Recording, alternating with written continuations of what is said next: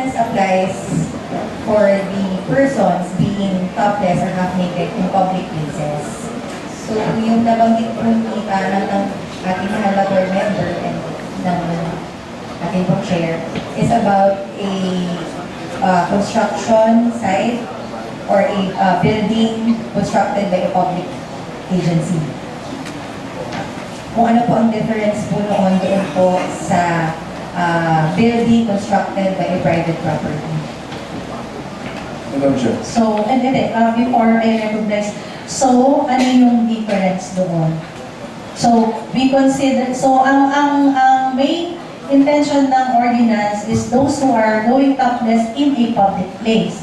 And you do not consider yung site ng construction site ng eskwelahan as and you consider, hindi, kino-consider niya because magpo-commit na ng violation. So you consider the construction worker working on a construction site of a school reconstructed as within a public place na.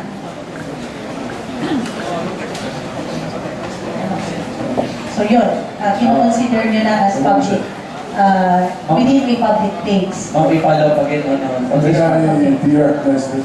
Yes. Okay, so before board member season, board member Rosario. So the answer of the author is yes.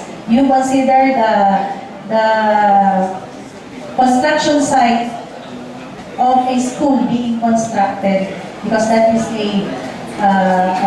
not anymore a private lot, di ba? Kasi private property lang yung nakalagay dito sa US exemption. So pag hindi private property, hindi na siya exempted, huhuliin na siya. Okay, board member Rosario, you have the floor.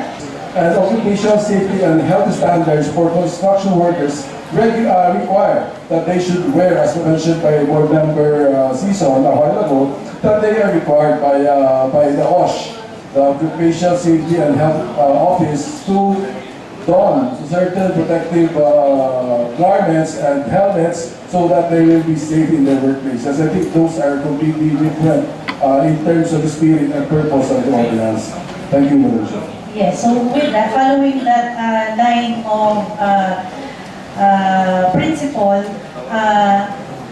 yung construction worker na makikita sa isang construction, it's not necessarily violating the law, but he could be violating other. So, yung explanation ng author na violation na yun ay parang hindi in accord doon sa principle which is being dictated by common sense of decency, yung actually na pinoprotektahan ng ating batas. Okay? And more board member Louis Season. Yes, ma'am. Precisely the point. Gusto lang po namin malaman, kaya po kami nagtatanong dito because we wanted us legislators to be knowledgeable of the things that we pass in our sanggunians. So, with that, that is the correct answer. He who works in a construction site is not in violation of the said ordinance if he is working in a private place, but he needs to comply with other laws which secures the safety and health standards of the construction workers. So with that, ma'am, I am in full support because it provides decency and protection for the citizens of San Salvador. Okay. Board member Rose Apagay, on the floor. Sir lang po ako.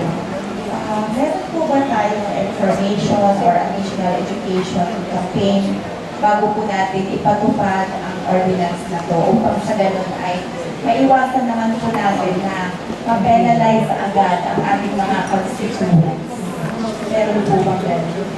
Thank you, Your Honors. Actually, before the passage of this ordinance, nag-conduct po kami ng series, hindi lang po isa, nakadalawang beses po kami nag-public hearing for this purpose. So, with your suggestion po, Your Honor, we will add, we will add more information dissemination para po mas maging aware yung aming mga kababayan. Maliban po doon sa nabalita na rin po siya throughout national TV, we will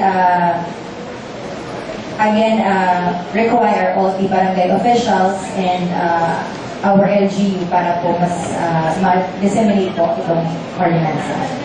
Kasi kahit na may public hearing, sometimes hindi pa rin kasi enough para malaman ng public kung ano po yung ipinapatupad natin ordinance. So, siguro with the proper coordination to our barangays, that's a very good way to let our constituents know about that ordinance upang sa ganun ay hindi naman sila magiging kawawa.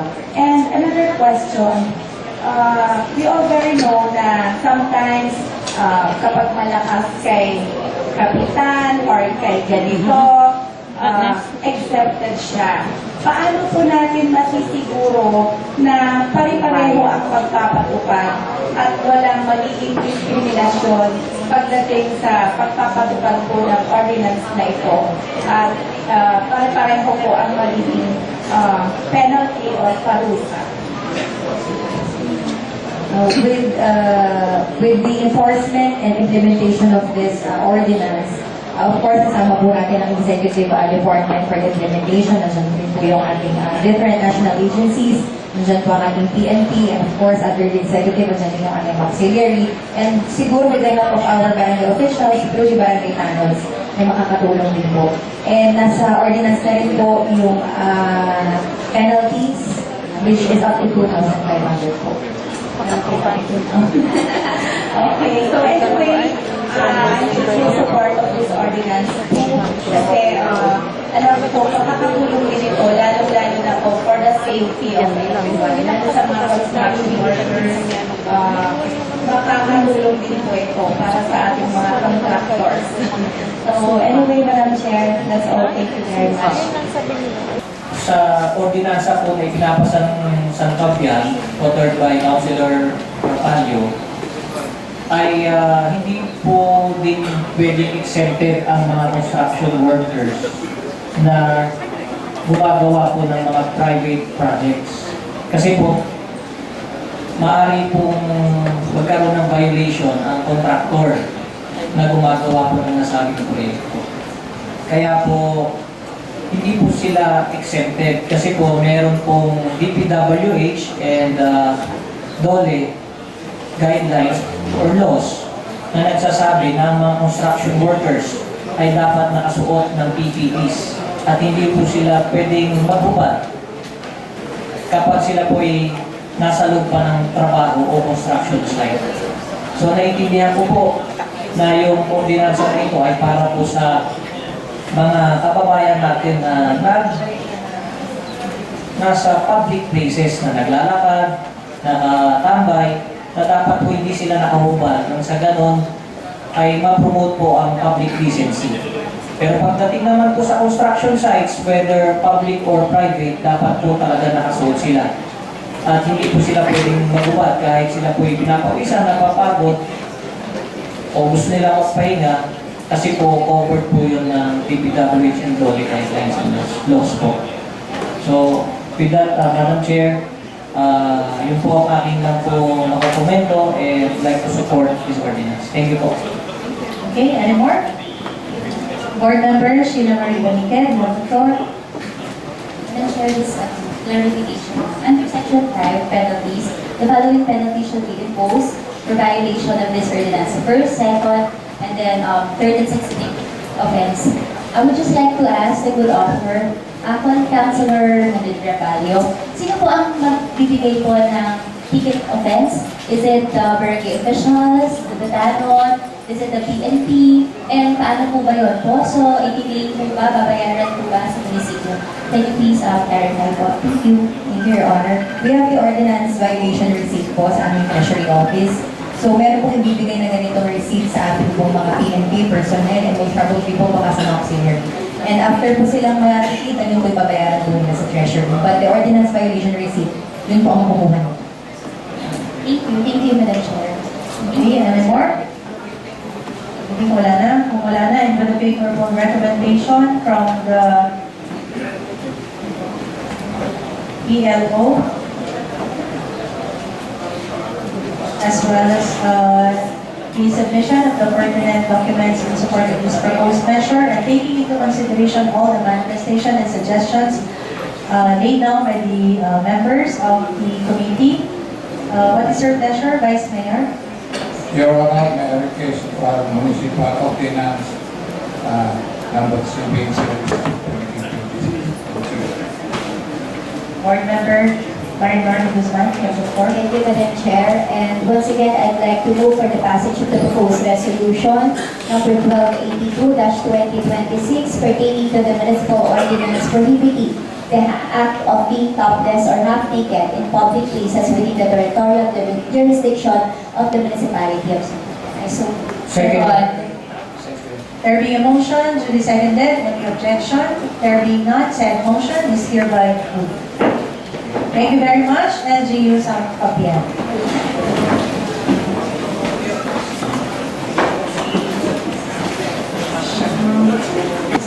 Madam Chair,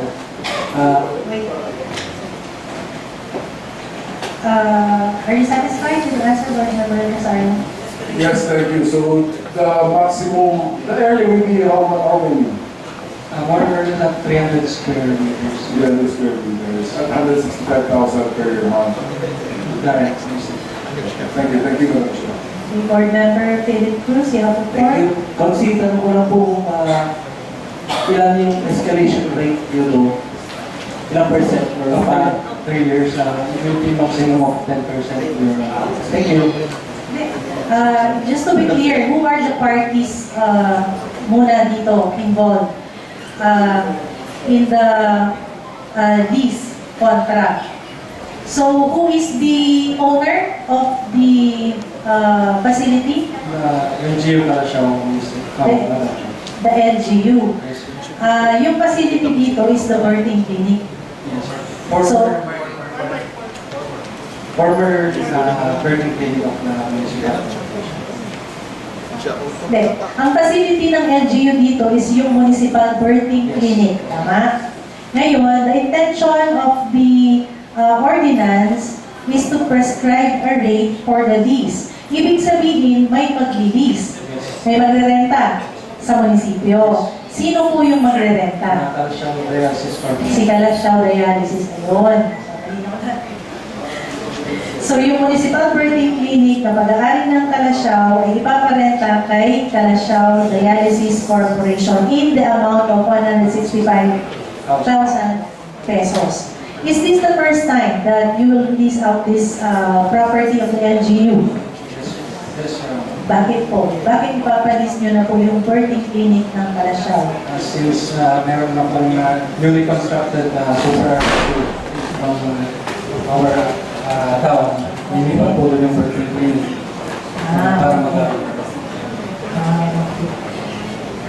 So, pag ililipat nyo na, hindi na siya ngayon municipal birthing clinic. kaya formerly. Hindi. Nalipat na po ba yung birthing clinic sa Super Health Center? Yes, yung hinihintay ng po yung LTO from the DOE. Dapat nirinig nyo na rin ito. Kasi if you retain the name Municipal Birthing Clinic, parang yun pa rin yung birthing clinic nyo, despite the fact na nalipat nila. So, dapat may renaming ng inyong Municipal Birthing Clinic to avoid any misconception. Okay. So, for 165, for a period of 8 years. What was the mode of your transfer of the birthing clinic to the Super Health Center? You just transferred it on your own. Basta nyo lang po dilipat yung birthing clinic. Yes, ma'am. Kasi ang dialysis center po, meron po siyang space na nila area. So, nung ginagawa po yung new health center namin, doon po namin transfer yung mga beds ng birthing para ma-accommodate po namin yung need din ng town sa dialysis center. So, yung birthing na pamamayari po ng local government unit, doon po nilagay yung dialysis center.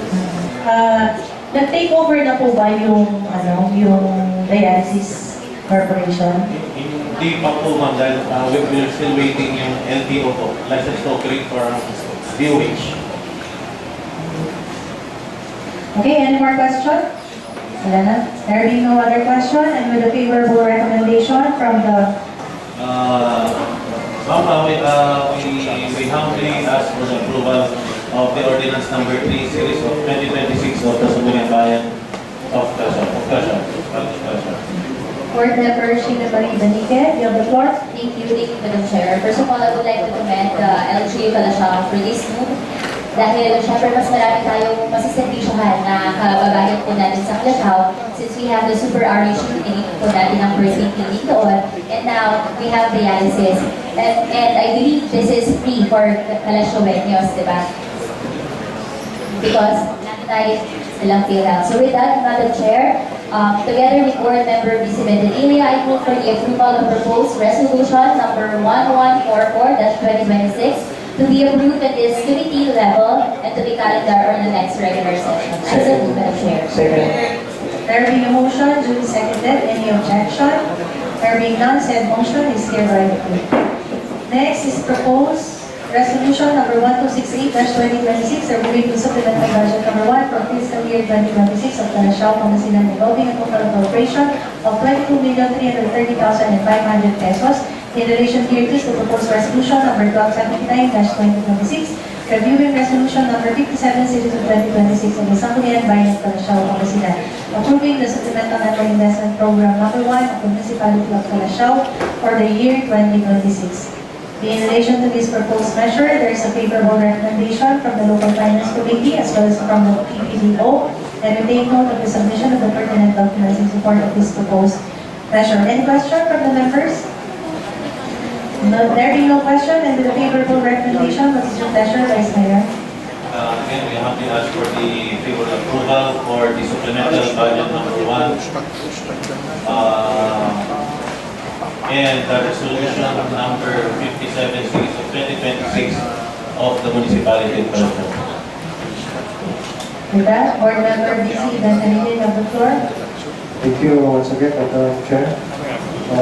Considering once again the favorable opinion or local finance policy, together with the PPDO, the sample interpretation together with Board Member Sheila Benique, moving for the approval of this great resolution, supplemental budget number 1, involving a total appropriation of 22,330,500, and be approved in this committee and calendar of the next regular session. Asumo. Second. There being a motion, duly seconded. Any objection? There being none, said motion is hereby approved. Thank you very much, LGU Calasiao. Maraming salamat po. Thank you.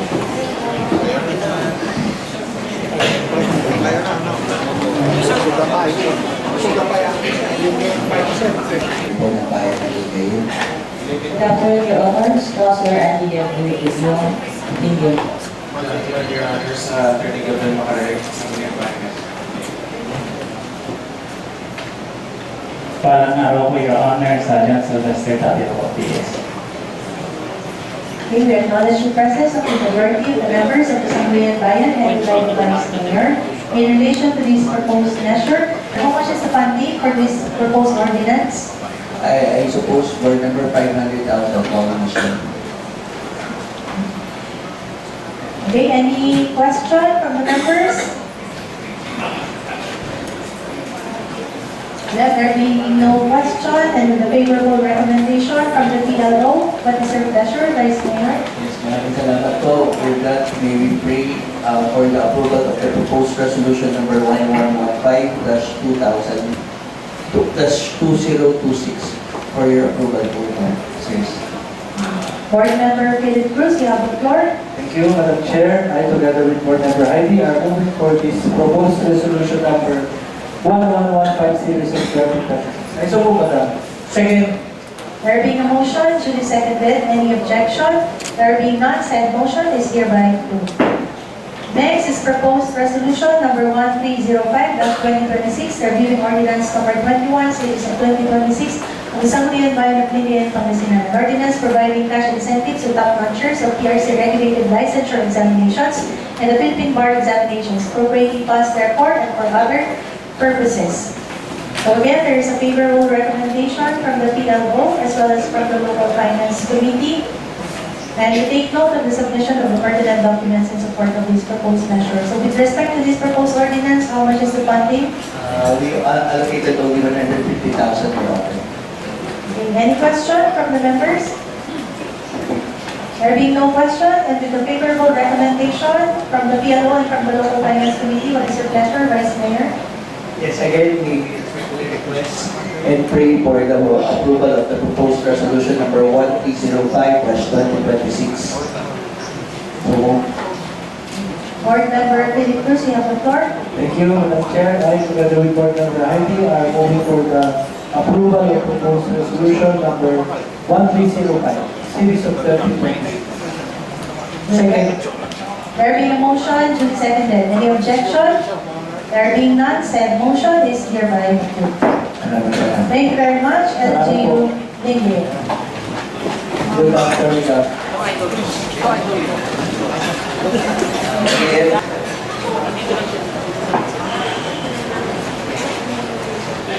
For consideration is proposed resolution number 1176/2026, reviewing the supplemental budget number 1 for calendar year 2026 of San Manuel, Pangasinan, involving a total appropriation of 5,300,000 pesos. In relation here is the proposed resolution number 1193/2026, reviewing resolution number 2026-34 of the Sangguniang Bayan of San Manuel, Pangasinan, approving the supplemental investment program number 2026-01 of the supplemental budget number 2026-01 of the municipality of San Manuel, Pangasinan. Appearances, please. Good morning, good afternoon, Your Honor. Vice Mayor Ali Jericho Perez, San Manuel, Pangasinan. Good afternoon, Your Honors. Antonio Perez, Municipal Councilor, San Manuel, Pangasinan.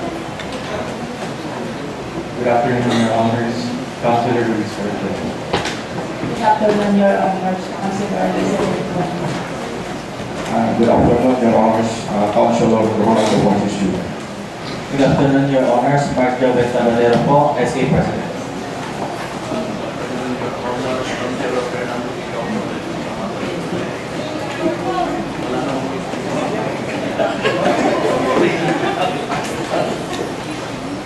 Good afternoon, Your Honors. Armand Nasser, President.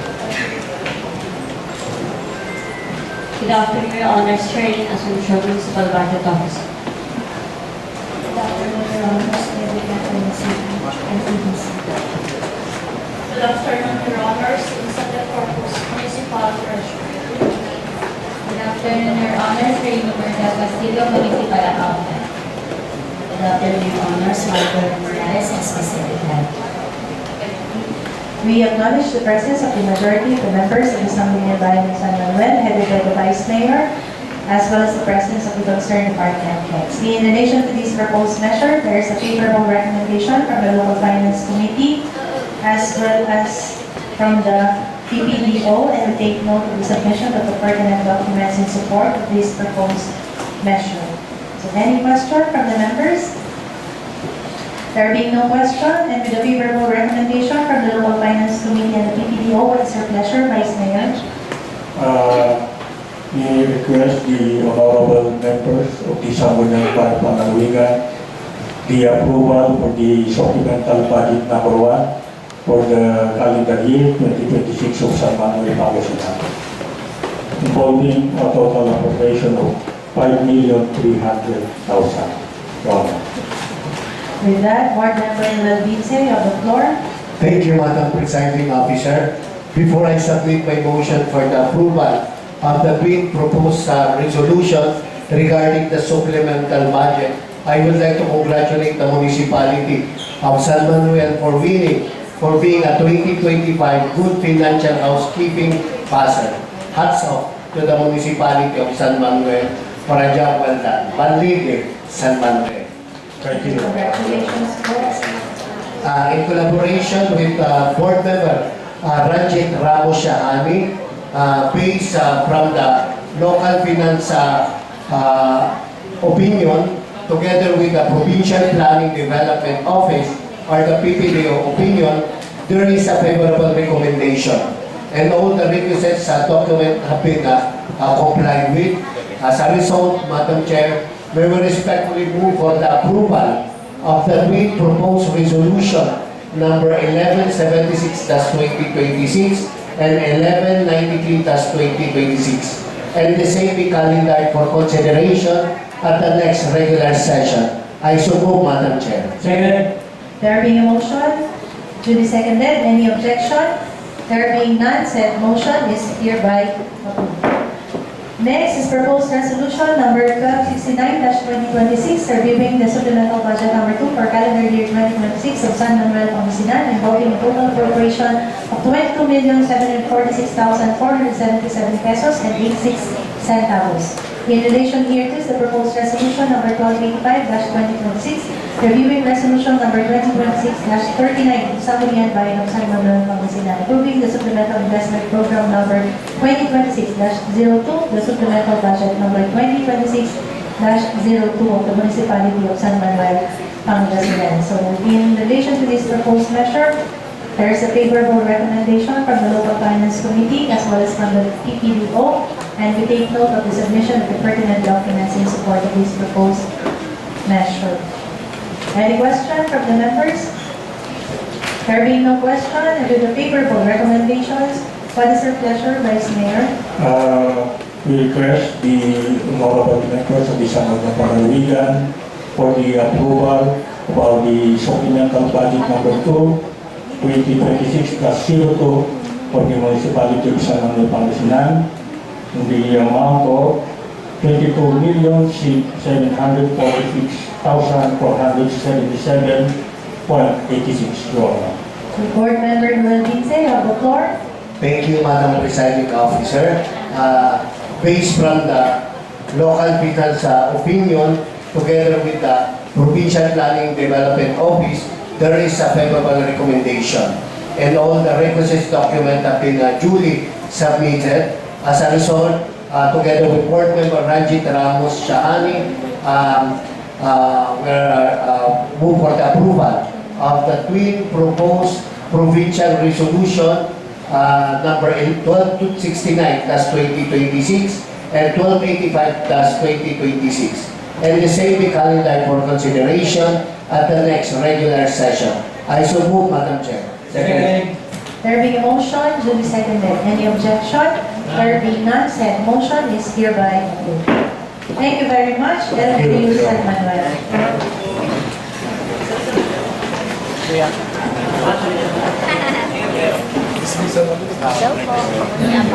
Next is Municipality of Lawa. Reviewing Municipal Ordinance number 2026-003 of the Sangguniang Bayan of Lawa, Pangasinan, declaring the second week of August every year as Linggo ng Kabataan ng Municipality of Lawa, Pangasinan, and providing funds for the implementation thereof. Appearances, please. Good afternoon, Your Honors, Benedict Capeno, Vice Mayor. Good afternoon, Your Honors. Councilor Rolando Ramos. Good afternoon, Your Honors. Councilor Ruben Mariano. Good afternoon, Your Honors, Jimmy Banderas, Municipal Council. Good afternoon, Your Honors. Lexa Mirolandi Colorado, Municipal Council. Good afternoon, Your Honors. I'm Wilson Penny for Sangguniang Bayan. Good afternoon, Your Honors. Larry Manawis, NBC. Good afternoon, Your Honors. Jocelyn Caramillo, Good afternoon, Your Honors. Terry Velasco, SK Federation President. Good afternoon, Your Honors. Yolanda Rufo, Municipal Councilor. Good afternoon, Your Honors. Rola Villera, Secretary to the Sangguniang. We acknowledge the presence of the majority of the members of the Sangguniang Bayan, as well as the presence headed by the Vice Mayor, as well as the presence of the concerned department heads. In relation to this proposed measure, there is a favorable recommendation from the PLO, as well as from the Local Finance Committee. How much is the funding for this proposed ordinance? Your Honor, 100,000 pesos. Is it already covered by any budget? Yes, sir. Either in the annual budget or in your supplemental? Yes, Your Honor, there's an allocation.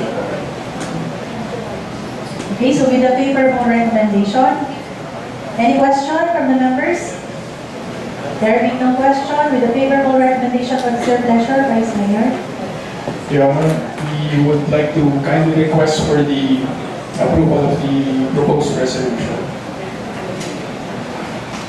Board Member Rose Apagay, you have the floor.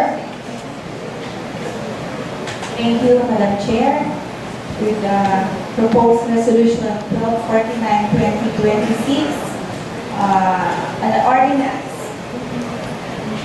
number 2026-008 of the Sangguniang Bayan of Lawak, Pangasinan, declaring the second week of August every year as Linggo ng Kabataan in the Municipality of Lawak, Pangasinan, and providing funds for the implementation thereof.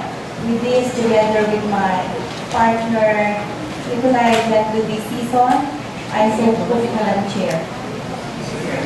There being a motion, duly seconded. Any objection? There being none, said motion is hereby approved. Next is proposed resolution number 1098-2026, reviewing the supplemental budget number 1 for fiscal year 2026 at Lawak, Pangasinan, involving a total appropriation of 4,711,668 pesos and 21 centavos. In relation here to the proposed resolution number 1120-2026, reviewing resolution number 2026-048 of the Sangguniang Bayan of Lawak, Pangasinan, approving the supplemental annual investment program number 1 for calendar year 2026 of the Municipality of Lawak, Pangasinan, amounting to 4,711,668 pesos and 21 centavos.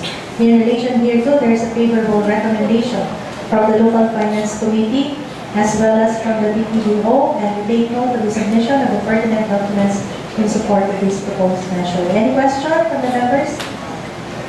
There being no question, and with a favorable recommendation, what is your pleasure, Vice Mayor? Your Honor, once again, we would like to humbly request for the approval of the said resolution. Board Member Nicolay Latlubi Season, you have the floor.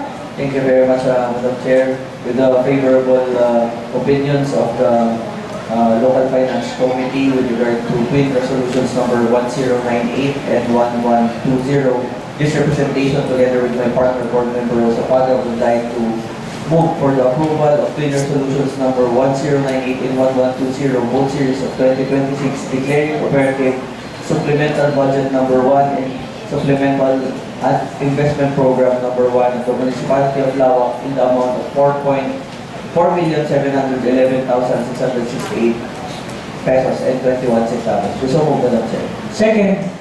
There being a motion, duly seconded. Any objection? There being none, said motion is hereby approved. Thank you very much. Thank you very much. LGU Lawak. We acknowledge the presence of the majority of the members of the Sangguniang Bayan, headed by the Vice Mayor.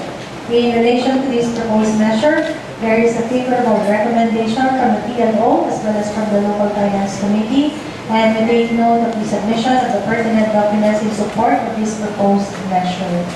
How much is the funding for this proposed ordinance? Your Honor, an approximate amount of 8 million for year 2026. 8 million. 8 million. So, is this already included in your annual budget? Yes, Your Honor. So, with a favorable recommendation, any question from the members? There being no question, what is your pleasure, Vice Mayor? Of the municipality, so we can take all into consideration. I move for, we appeal for the approval of our ordinance. With that, Board Member Apple Batay, you have the floor.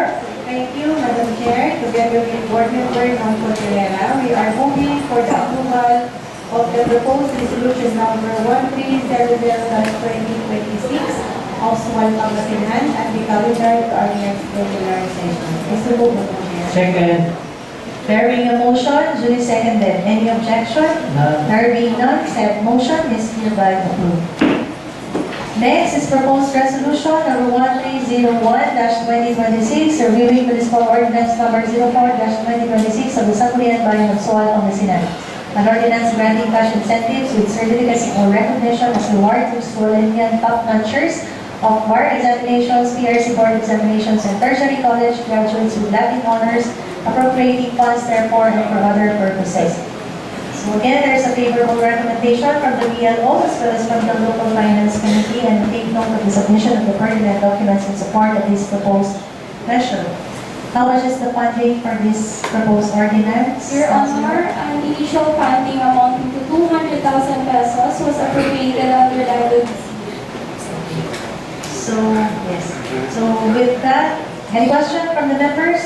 There being no question, Board Member Philip Cruz, you have the floor. I'm just curious po if how much yung marireceive po nung bawat Your Honor, it depends on what is the rank that will be received by the examining later on. It depends on what letting honor she or he will be received. So, a minimum amount of 5,000 pesos and increasing up to 25,000 pesos. Thank you, Councilor. Any more? There being no other question, and with a favorable recommendation, what is your pleasure, Vice Mayor? Your Honor, may I, the body would respectfully ask for the favorable approval of the proposed resolution number 1301-2026, reviewing municipal ordinance number 04-2026. With that, Board Member Apulaca, you have the floor. Thank you, Madam Chair. Together with Board Member Long Contilera, we are moving for the approval of the proposed resolution number 1301-2026 of SWAL Pangasinan and the calendar to our next regular session. Also move, Madam Chair. Second. There being a motion, duly seconded. Any objection?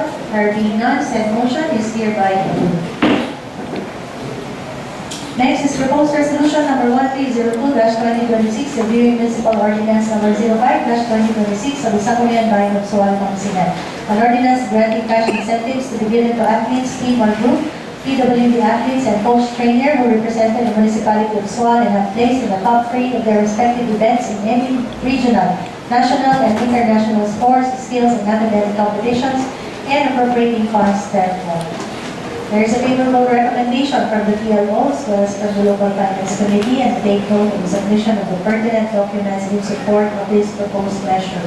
So how much is the funding allocated for this proposed ordinance? For this, Your Honor, the same amount was appropriated at 200,000 pesos, Your Honor. And is it already also included in your annual budget? Yes, Your Honor. Any question from the members? There being none, with a favorable recommendation, what is your pleasure, Vice Mayor? Your Honor, may I would like to respectfully ask for the favorable approval of proposed resolution number 1302-2026, reviewing municipal ordinance number 05-2026. With that, Board Member Apulaca, you have the floor. Thank you again, Madam Chair, together with Board Member Long Contilera. We are moving for the approval of the proposed resolution number 1302-2026 of SWAT Pangasinan and the calendar to our next regular session. Second. There being a motion, duly seconded. Any objection? There being none, said motion is hereby approved. Thank you very much. Thank you, Your Honor. LG, that's why.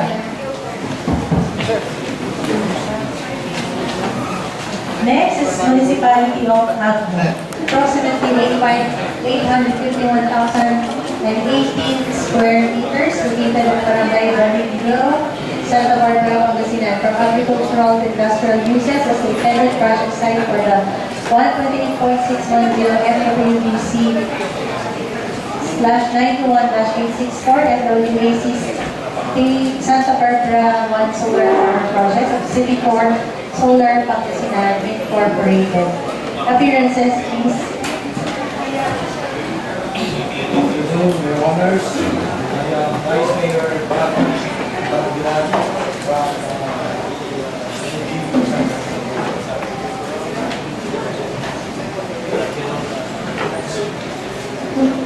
Your Honors, Sangguniang Bayan Member Martinez.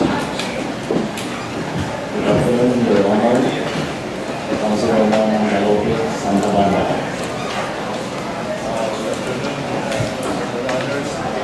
Good afternoon, Your Honor. Everybody to Vancouver. Wala pa. Hindi namin na-activate. Lagay lang namin doon sa program. Your Honor, Jennifer Lee, Municipal Assessor. Good honors, Councilor Bernardo Barrera. Good afternoon, Your Honor. Lisa Ferrer, DPS Office. Good afternoon, Your Honor. We have one MPs of Minister of Good afternoon, Your Honor. Engineer Leonard Marcelal, Councilor. Good afternoon, Your Honor. Engineer Ben Federica Cruz, YCPD. Good afternoon, Your Honor. President President of Aviation. Good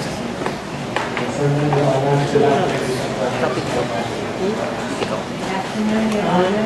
Sangguniang Bayan Member, Faring. Don Gentleman of the BBC President.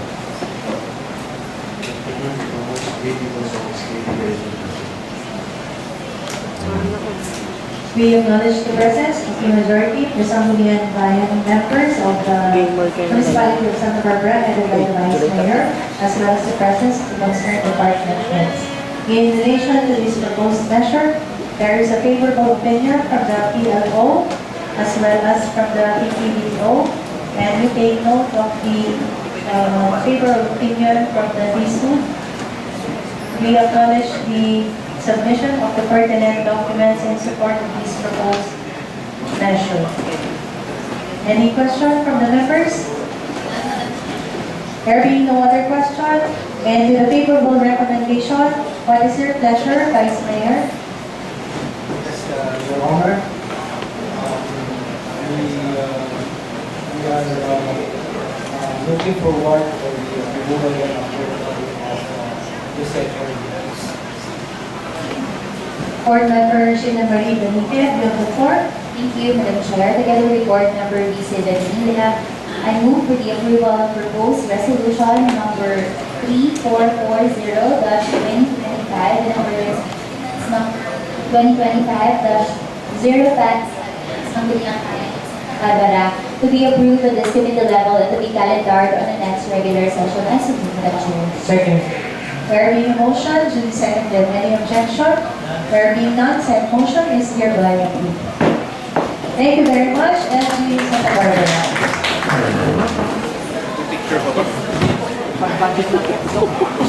Reduction and Management Council of the Municipality of Agno, Pangasinan in the total amount of 12 million pesos. Appearances, please. Good afternoon, Your Honors, Councilor Leonard Rivera. Good afternoon, Your Honors, Engineer Danila, Councilor. Good afternoon, Your Honors. Lawrence Montemayor, MBUC. Good afternoon, Your Honors. Officer of the Star Council. Good afternoon, Your Honors. Sen. Pahir-Kadiri, Mandiga, President. Good afternoon, Your Honors. Kimberly Sagana, Municipal Assistant Federation. Good afternoon, Your Honors, Myra Luz Ocamp, Municipal Accountant. Good afternoon, Your Honors. Ana Maria Valenzuela, Municipal Treasurer. Good afternoon, Your Honors, Councilor Jeffrey P. De La Concha. Good afternoon, Your Honors. Councilor Ransan. Good afternoon, Your Honors, Councilor Christine Teldo. Good afternoon, Your Honors, Victoria Sanchez, Municipal Budget Officer. Good afternoon, Your Honor. Attorney Michael Vines Jimenez, Municipal Council.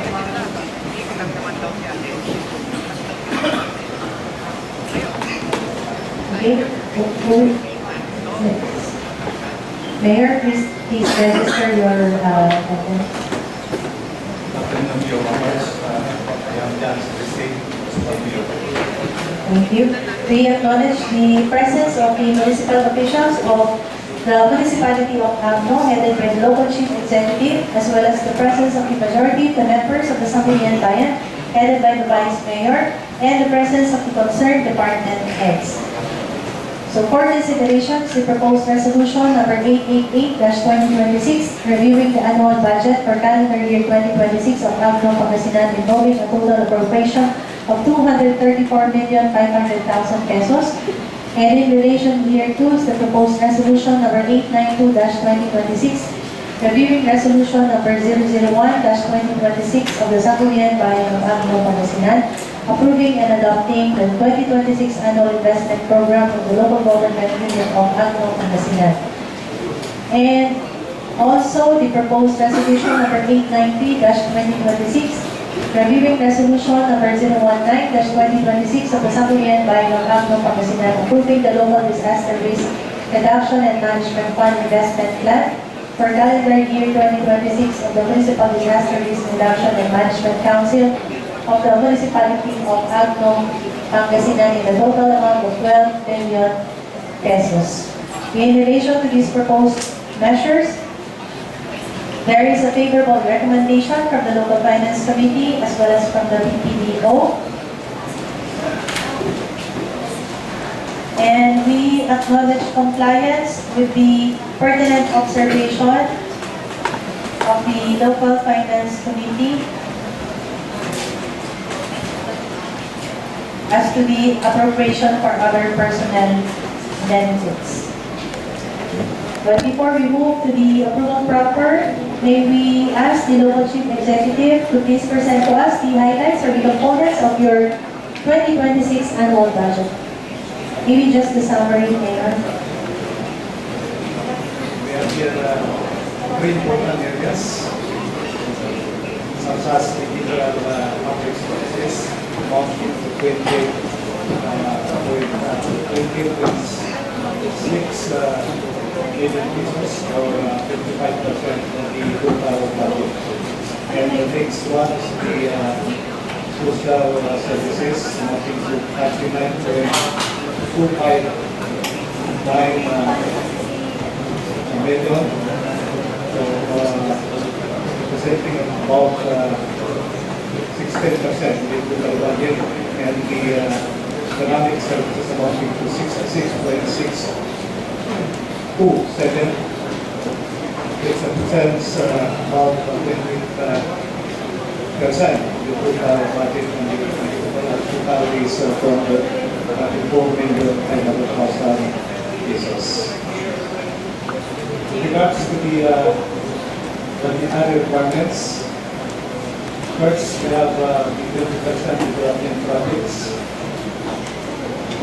It is equal to 44 million. This was 5% over risk reduction, amounting to 12 million. Then aid to rice, amounting to 148,000. 5% amounting to 10 million, and we also 1% for senior citizens and PWD fund, and 1% for protection for the children, amount to 2.48 billion and 2.86 billion respectively. This is the summary of the proposed budget for 2026 euros. Thank you, Mayor. May we ask, what is the current classification of your municipality? Classification of the municipalities of your is second class. Second class. With respect to the allocated 20% development fund for the year 2025, not for the 2026, may we know if the projects or programs funded out of the 20% development fund were completed? Not yet, Your Honor. So may ongoing pa po. So, continuing po.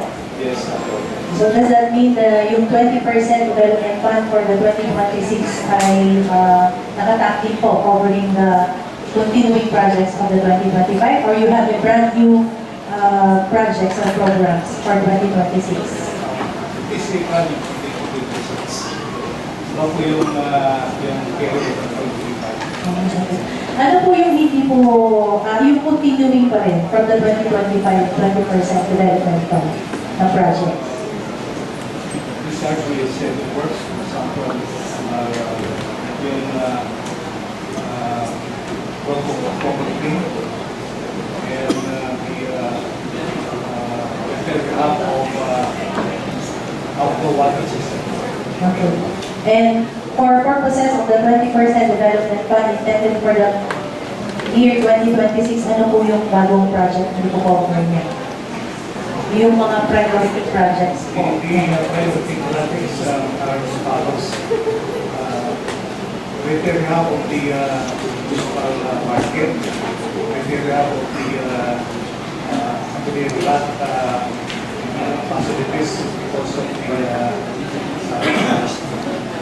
very strong typhoon Ibong. Then we also program for the rehabilitation of the municipal health unit.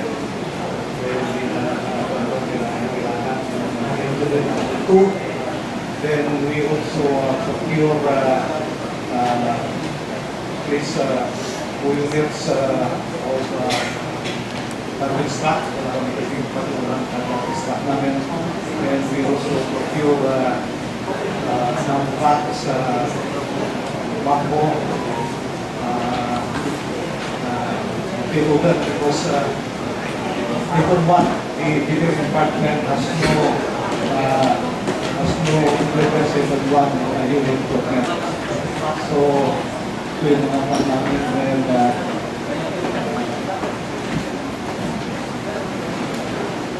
construction of motor building. Wala kaming motor pool. Then we also construct our school house.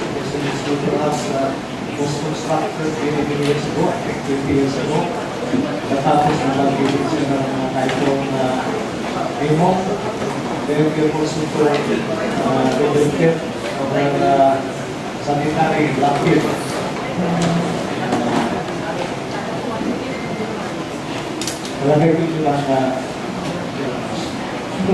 Do the other members have question? Board member VC Bentanilla, you have the floor.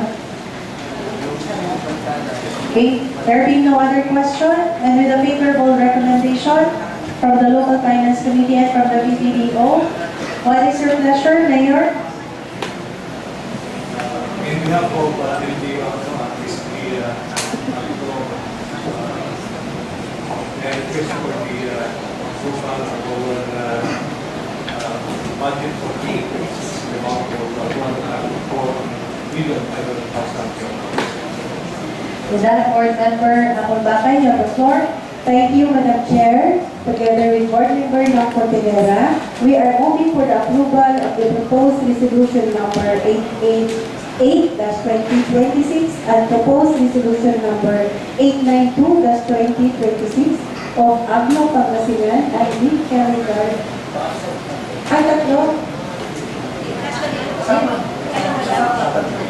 Together with the proposed resolution number 893-2026 of Agno Pangasinan and the calendar to our next regular session. Second. There being a motion, duly seconded. Any objection? There being none, said motion is hereby approved. Thank you, Your Thank you very much. Congratulations, LGU Agno, for the approval of your 2026 annual